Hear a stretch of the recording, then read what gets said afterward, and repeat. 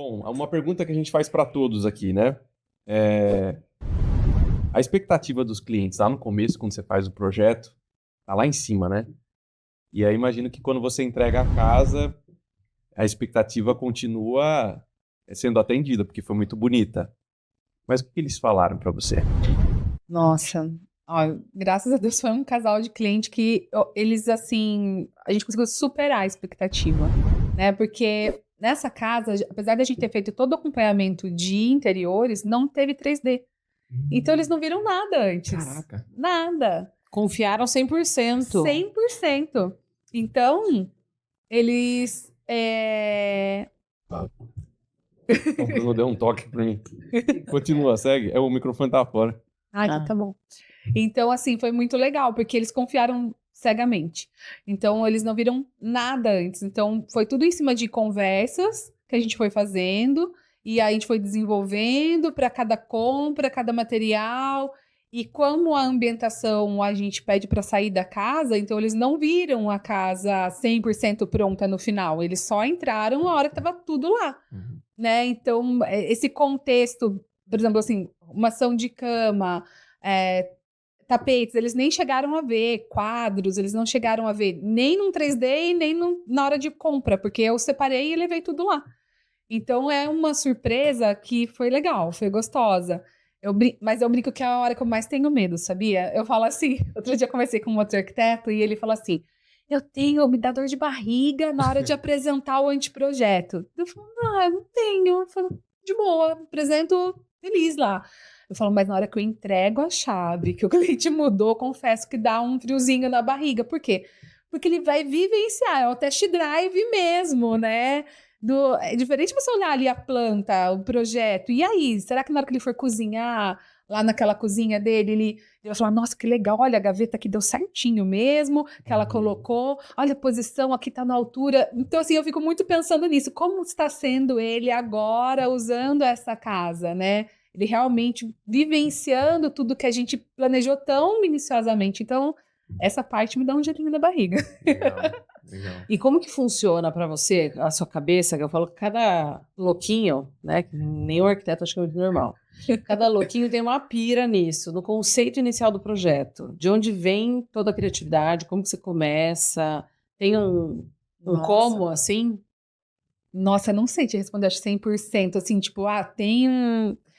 Eu falo assim, eu crio em si, eu gosto, eu não linko interiores com a casa. Primeiro eu gosto de desenvolver a casa, interiores vem num depois. Eu não faço uma sequência. Penso em algumas questões, claro, mas não ainda Na estética final. no final. Assim. Não chego, não consigo desenvolver dessa maneira. Então, eu venho todo com o conceito da casa primeiro, pensando, linkando com as questões particulares do cliente mesmo. E depois, eu falo que eu paro por um momento e eu crio uma linha. Eu pego todas aquelas informações do cliente e aí eu crio uma linha de raciocínio e ali eu sigo. Então, assim, essa casa eu vou desenvolver assim, na questão de marcenaria, vou seguir assim para marmoraria, vou seguir assim. E eu crio essa linha e ali eu vou.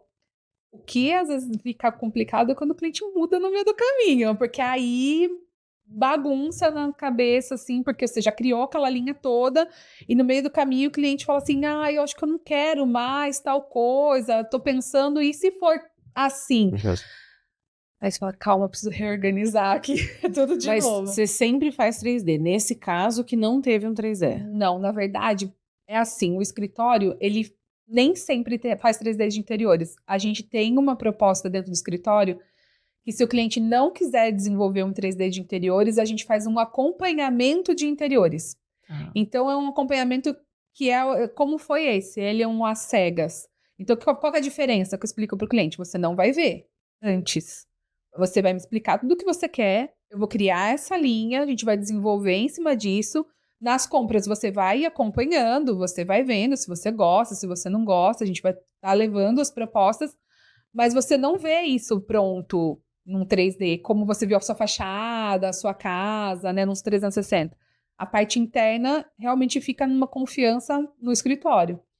E tem bastante assim. Bastante? Bastante. Nossa, e o desenho do móvel? Daí você faz no 2D, em vez de ser no 3D? Isso, aí vai no 2D, normal. Aí a gente detalha só para mandar para a marcenaria, detalha só para mandar para o gesseiro, o detalhe do Boserri. Aí a gente vai detalhando para eles em tópicos. Vamos pôr a iluminação. A gente fez na arquitetura uma iluminação geral, né? Um ponto de partida. Vamos pôr assim, a partir do momento que ele quer um acompanhamento de interiores, a gente revisa toda aquela iluminação, porque aí a gente vai pensar na marcenaria, vai pensar no que vai ser feito. Na sala, no... O cliente acha que não, mas dá muito mais trabalho no sentido, assim, porque você tem que ficar... Eu tenho que ficar montando e remontando esse ambiente o tempo inteiro na minha mente, porque se não tem 3D, para eu até me auxiliar num momento que, como é muita obra, né, muito projeto, às vezes dá um tilt, o que era mesmo? Aí eu tenho que ficar trabalhando na cabeça, então toda hora, indo e voltando, trocando às vezes material, substituindo. Então, mas é gostoso. Eu acho que entra a loucura e entra aí, viu? Aquele sadomasoquismo. Achei a loucura. Eu não deixo o cliente não ter 3D? Não deixo, cara. Jura? Não deixo, porque assim, eu acho que na minha linha de raciocínio me dá mais trabalho É o que ela falou. do que fazer esse 3D e fazer ele enxergar esse 3D. E aí é o lance do final, do tipo, o cara falar, não era o que eu queria? Não era bem isso? Então, assim, eu fiz isso uma vez, eu falei, cara, não existe essa possibilidade. Dá muito trabalho. Dá muito trabalho. Hoje a gente procura trabalhar mais com interiores. A gente está migrando, talvez, para chegar num momento que a gente não trabalhe mais dessa maneira. Mas ainda tem bastante dentro do escritório. Eu acho que 50% das casas são assim. Nossa. Então, é um Deus nos acuda.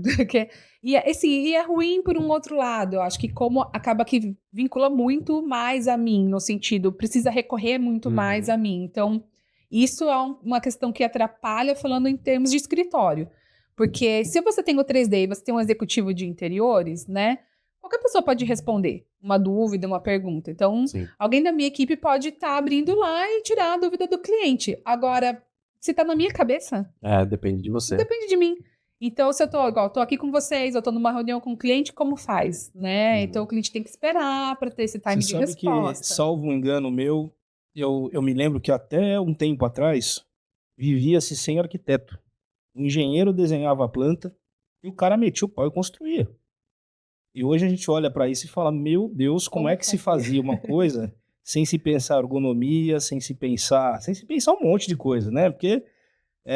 meu pai fez uma casa que um engenheiro desenhou, meu pai é meio engenheiro também, e hoje a gente vê que aquela casa tem os quartos pequenos, tem um ambiente muito grande numa outra área e tal, e o arquiteto, ele passou realmente nos últimos anos a ser extremamente necessário dentro de uma construção. Eu entendo que design de interiores está exatamente nesse momento de desenvolvimento. Ainda, até pouco tempo atrás, não se levava tão a sério. Depois a gente faz, depois a gente encaixa. Sim. E cada vez mais a coisa está começando a vir com 3D, com um mobiliário já mais conceitual, com um pensamento de leitura do que você quer encontrar dentro da casa. Então, assim, a coisa está ficando muito mais até chamar de profissional do que tão de repentismo, né? Falar, olha, vamos ver agora, depois que está tudo pronto, né? Sim. Então, isso é uma linha que eu venho acompanhando, assim, que está cada vez mais forte, realmente, o design de interiores, que é uma profissão que está até se destacando, né?